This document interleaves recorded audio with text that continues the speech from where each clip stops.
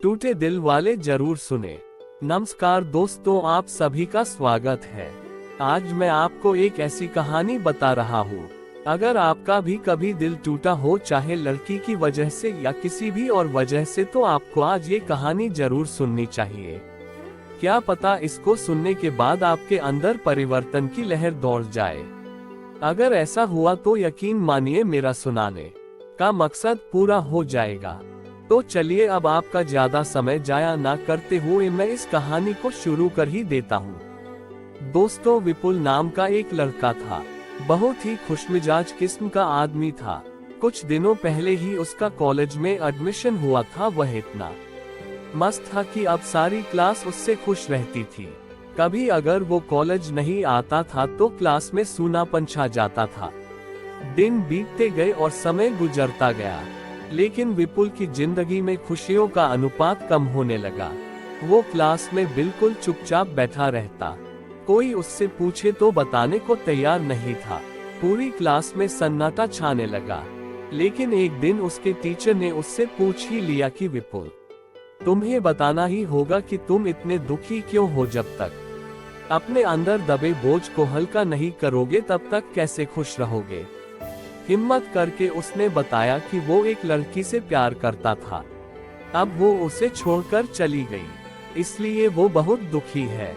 Teacher सारी picture समझ गए। उन्होंने कहा कि तुम शाम को मेरे घर आ सकते हो। उसने कहा, हाँ जरूर। जब विपुल शाम को टीचर के घर गया तो उन्होंने उससे पूछा कि तुम क्या लेना पसंद करोगे, चाय या लेमन शरबत। उसने कहा लेमन शरबत। जब उन्होंने शरबत बनाया तो उसमें नमक काफी ज्यादा डाल दिया, और जब विपुल भाई ने वह लेमन शरबत पिया तो एक घूंट पीकर के मुंह बिगाड़ लिया और टीचर को कहा, सर ये क्या बना दिया आपने, इसमें नमक बहुत ज्यादा है। तो टीचर ने कहा, विपुल कोई बात नहीं, मैं तुम्हारे लिए दोबारा शरबत बना सकता हूँ। विपुल ने कहा, लेकिन सर उसकी कोई जरूरत ही नहीं है, हम इसी शरबत में थोड़ा पानी और चीनी डालकर इसे अच्छा बना सकते हैं। टीचर ने फिर पूछा कि क्या। विपुल ने भी यही जवाब दिया। अब टीचर ने कहा कि मैं तुमको यही बात समझाना चाहता था, इसलिए मैंने जानबूझकर लेमन शरबत में नमक ज्यादा डाला, और तुम्हारी जिंदगी में भी नमक ज्यादा हो गया है तो तुम सिर्फ उसमें ज्यादा से ज्यादा चीनी मिलाते जाओ। कुछ ही दिनों बाद नमक की मात्रा कम हो जाएगी और आपकी जिंदगी पहले से भी खुशनुमा बन जाएगी। विपुल के गुरुजी चाहते तो ये सीधा सीधा भी समझा सकते थे, लेकिन आप सभी जानते हो सीधी बातें इतनी आसानी से कहाँ समझ आती है। जो ज्ञान प्रैक्टिकल से मिलता है वो हमेशा याद रहता है, और ऐसा जिंदगी का ज्ञान तो हम उम्र भर नहीं भूलते।